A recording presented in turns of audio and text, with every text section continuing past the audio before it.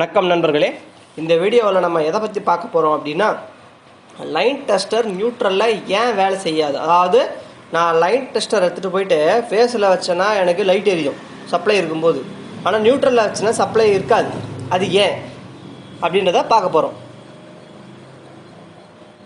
அதாவது line tester why not glowing in neutral doesn't mean current flow is in phase side only and will not be in neutral side. அதாவது line tester நான் கொண்டு போய் line neutral இருக்குது, நான் கொண்டு போய் டெஸ்டரை கொண்டு போய் லைன் டெர்மினலில் வைக்கிறேன், எனக்கு லைட் எரியுது. நியூட்ரல் டெர்மினலில் வைக்கிறேன், எனக்கு லைட் எரியலை அப்படின்னா லைன் டெஸ்டர் வந்து ஃபேஸில் தான் ஃபேஸில் கரண்ட் வருது, அதனால் வந்து லைட் எரியுது. நியூட்ரலாக கரண்ட்டு வரல, அதனால் லைட் எரியலைன்றது கிடையாது. ஆக்சுவலாக என்னென்னா, ஒரு கரண்ட்டு ஃப்ளோ ஆகுது அப்படின்னா ஃபேஸில் எவ்வளோ அமௌண்ட் கரண்ட்டு ஃப்ளோ ஆகுதோ அது திருப்பி நியூட்ரல் வழியாக வந்தாகணும். இதுதான் வந்து ரெசிடுவல் கரண்ட் சர்க்கியூட் பிரேக்கர், அதாவது RCCBயோட பிரின்சிபலே. அதாவது ரெசிடுவல் கரண்ட் சர்க்கியூட் பிரேக்கர்னா எர்த் லீக்கேஜ் ஏதாவது இருக்குதா இல்லையான்னு கண்டுபிடிக்கிறதுக்கான ஒரு டிவைஸு. நம்ம இந்த டிவைஸை பற்றி அடுத்த வர வீடியோஸில் பார்ப்போம். ஆக மொத்தத்தில் ஒரு லைனில் சப்ளை போகுது, கரண்ட்டு போகுது அப்படின்னா ஃபேஸில் 5 amps போகுதுன்னா நியூட்ரலில் திருப்பி அந்த 5 amps வரணும். இது உங்களுக்கு டவுட்டாக இருந்துச்சுன்னா கிளாம் மீட்டரை போட்டு செக் பண்ணிங்கன்னா ஒரு லோடை ஆன் பண்ணிவிட்டு உங்களுக்கு தெரிய வரும். ஓகேங்களா? ஸோ ஃபேஸில் எவ்வளோ கரண்ட்டு போதோ அதே கரண்ட்டு திருப்பி நியூட்ரலில் வரணும்.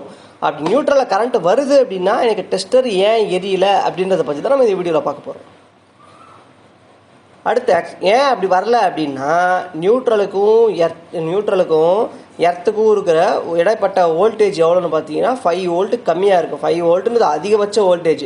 ஆக்சுவலாக பார்த்தீங்கன்னா அது ஒரு 1 voltக்குள்ளே தான் இருக்கணும். 1 voltக்குள்ளே இருக்கிறது தான் சேஃபு. அதுக்கு மேலே போச்சுன்னா அது ஆபத்தோட அறிகுறி. ஸோ நம்ம கரெக்டாக செக் பண்ணி சால்வ் பண்ணிக்கணும். எப்போவுமே வந்து நியூட்ரலுக்கும் எர்த்துக்கும் இருக்கிற இடைப்பட்ட வோல்டேஜ் வந்து 5 voltக்குள்ளே தான் இருக்கணும். அதாவது 5 voltக்குள்ளே இருக்கும். ஆனால் ஐடியல் கண்டிஷனில் நமக்கு 1 voltக்குள்ளே இருக்கிறது ரொம்ப ரொம்ப நல்லது. ஸோ இதனால் நியூட்ரலுக்கும் எர்த்துக்கும் நடுவில் கரண்ட் இருக்குமான்னா இருக்காது. ஏன்னா கரண்ட்டு ஃப்ளோ ஆகணும்னா சர்க்கியூட்டும் க்ளோஸ் ஆகணும், கொஞ்சம் வோல்டேஜாவது வேணும். நான் இதுக்கு முன்னாடி ஃபஸ்ட்டு போட்ட வீடியோவில் சொல்லியிருந்தேன், இந்த மாதிரி டெஸ்டரில் வந்து கம்மியான வோல்டேஜுக்கு கூட வந்து லைட் எரியுன்ட்டு. அதுக்காக 5 voltக்கு லைட் வருமானா 5 voltக்குலாம் லைட்டு வராது. ஒரு 50 volt, ஒரு 45 volt அந்த மாதிரி ஒரு ரேஞ்சில் தான் வருமே தவிர வெறும் 5 voltக்குள்ளே இருக்கிறது 1 voltக்குலாம் லைட் எரியாது. ஓகேங்களா? நான் ஃபஸ்ட்டு போட்ட வீடியோ பார்க்கணுன்னா நான் டிஸ்கிரிப்ஷனில் லிங்க்கை கொடுக்குறேன், அதே மாதிரி மேலே ஐகார்ட்லேயும் போடுறேன். நீங்கள் அந்த உள்ளுக்குள்ளே போய் அந்த வீடியோவை பார்த்துக்கோங்க. ஸோ கரண்ட்டு ஃப்ளோ ஆகணுன்னா நமக்கு ஒரு குறிப்பிட்ட அளவுக்கு வோல்டேஜ் வேணும். வோல்டேஜ்னால் என்ன? ஒரு பொட்டன்ஷியல் டிஃப்ரென்ஸு, ஒரு ப்ரெஷரு, எலக்ட்ரான்ஸை ட்ரைவ் பண்ணக்கூடிய ஃபோர்ஸு. ஸோ நமக்கு வோல்டேஜ் ரொம்ப கம்மியாக இருக்குன்னா ஃபோர்ஸ் கம்மியாக இருக்கும். ஸோ தான் எலக்ட்ரான்ஸ் அவ்வளோவா ஃப்ளோ ஆகாது. அதனால் நியூட்ரலுக்கும் எர்த்துக்கும் நடுவில் இருக்கிற கரண்ட் ஃப்ளோ வந்து 0. இது எதுக்கு எனக்கு சம்மந்தமே இல்லாமல் சொல்கிறேன் அப்படின்னா, டெஸ்டர் எப்படி ஒர்க் ஆகுது? டெஸ்டர் டாப்பில் அந்த மெட்டல் டிப் இருக்குது. ஒரு ஆள் யாரோ போய் செக் பண்ணுறோம், என்ன பண்ணுவோம்? டெஸ்டரோட டாப்பில் இருக்க அந்த மெட்டல் டிப்பை தொட்டுக்கிட்டு தான் நம்ம வந்து சப்ளை வருதா வரலையான்னு பார்ப்போம். சப்போஸ் அப்படி சப்ளை வரலன்னா என்ன பண்ணுவோம்? நம்ம அடுத்த உடனே ஒரு கையை கொண்டு போய் செவுத்தில் வைப்போம். ஏன் வைக்கிறோம் அப்படின்னா சர்க்கியூட்டு நம்ம மூலமாக க்ளோஸ் ஆகிறதுக்காக. ஸோ என்ன ஆகும் அந்த கண்டிஷனில் எப்படி ஒர்க் ஆகும்னா, இப்போ லைன் செக் பண்ணுறீங்க அப்படின்னும்போது சர்க்கியூட் வந்து லைன்லேருந்து சப்ளை வரும்.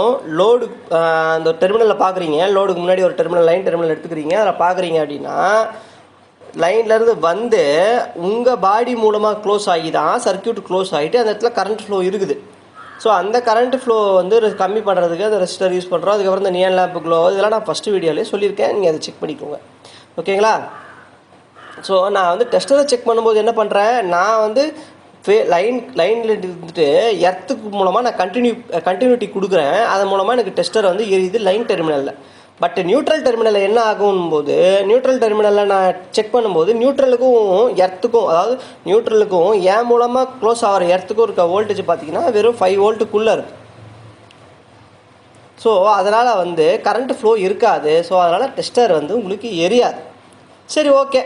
அப்போது எப்போ தான் அந்த நியூட்ரலில் டெஸ்டர் எரியவே எரியாதா? எப்போ எரியும் அப்படின்னா அதை பற்றி அடுத்த வீடியோவில் பார்க்கலாம், இந்த வர ஸ்லைடில் பார்க்கலாம். எப்போ எரியும் அப்படின்னா, நியூட்ரல் சைடில் இருக்க நியூட்ரல் ஒயர் கட் ஆகிடுச்சு அப்படின்னா நமக்கு வந்து இதில் எரியும். நம்ம டெஸ்டர் எடுத்துகிட்டு போய் நியூட்ரலில் வச்சா நியூட்ரலில் எரியும். ஏன் அப்படின்னா அந்த கண்டிஷனில் என்ன ஆகுது, ஆக்சுவலாக லைன்லேருந்து லோடுக்கு ட்ராவல் ஆகிற ஒயரு அங்கேயே நின்றுது. நியூட்ரலுக்கு போவே இல்லை. நியூட்ரல் லிங்கில் அது ஜாயிண்ட்டே ஆகும்போது அதுவும் ஒரு ஃபேஸ் ஒயரை தான் நம்ம கன்சிடர் பண்ணிக்கணும். எப்போவுமே ஃபேஸுக்கும் எர்த்துக்கும் கேப் இது பார்த்தீங்கன்னா வோல்டேஜ் பார்த்தீங்கன்னா 230 வோல்ட் இருக்கும் single phase. So single phase இல்லை 3 ஃபேஸில் ஆகுதுன்னா நமக்கு 230 வோல்ட் இருக்கும். ஸோ என்ன ஆகும்னா இப்போது அந்த நியூட்ரல் ஒயருன்னு நம்ம சொன்னாலுமே அது நியூட்ரல் கனெக்ட் ஆகாத வரைக்கும் அது நியூட்ரல் ஒயர் கிடையாது. ஸோ அப்போ பார்த்தீங்கன்னா நியூட்ரல் டெர்மினல் நான் கொண்டு போய் டெஸ்டரை வச்சேன்னா நியூட்ரலுக்கும் எர்த்துக்கும் இருக்கிற கேப், அதாவது ஃபேஸுக்கும் எர்த்துக்கும் இருக்கிறது எவ்வளோ பார்த்தீங்கன்னா 230 வோல்ட் இருக்கும். ஸோ அதனால் அந்த நேரத்தில் வந்து டெஸ்டர் எரியும். ஸோ அப்படின்னா என்ன அர்த்தம், இப்போ நீங்கள் லைன்லேயும் எரியுது நியூட்ரல்லையும் எரியுதுன்னா என்ன அர்த்தம் அப்படின்னு பார்த்தீங்கன்னா நியூட்ரல் டிஸ்கனெக்ட் ஆகிடுச்சு அப்படின்னு அர்த்தம். நீங்கள் நல்லா கவனித்து பார்த்தீங்கன்னா தெரியும், லைன்லேயும் அந்த டைமில் இந்த லைன் டெர்மினல்லையும் சப்ளை வரும், நியூட்ரல் டெர்மினல்லையும் சப்ளை வரும், ஆனால் லோடு ஓடாது. ஏன் அதுவும் பார்ப்போம். இதுதான் tester will glow in neutral side terminal also only when neutral got disconnected from the circuit. அதாவது நியூட்ரல் எப்போ சர்க்யூட்லேருந்து டிஸ்கனெக்ட் ஆகுதோ, அந்த நியூட்ரல் லிங்க்லேருந்து எப்போ டிஸ்கனெக்ட் ஆகுதோ அப்போ தான் வந்து நமக்கு டெஸ்டர் நியூட்ரலாக எரியும்.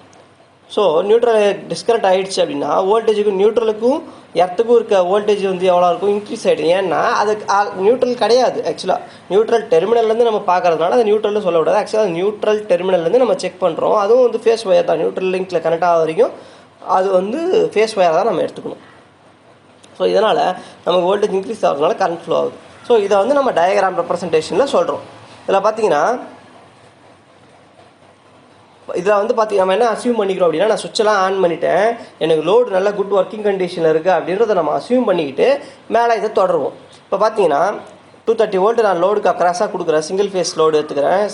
இதுக்காக சேஃப்டிக்காக நம்ம சிம்பிள் எக்ஸ்ப்ளனேஷனுக்காக சப்ளை கொடுத்தா எனக்கு வந்து இந்த சர்க்யூட் இப்படி நியூட்ரல் லிங்க் வழியாக க்ளோஸ் ஆகுது. அப்போ வந்து எனக்கு ஃபேஸுக்கும் நியூட்ரலுக்கும் இருக்கிற கேப் பார்த்தீங்கன்னா 230 வோல்ட் இருக்கும்.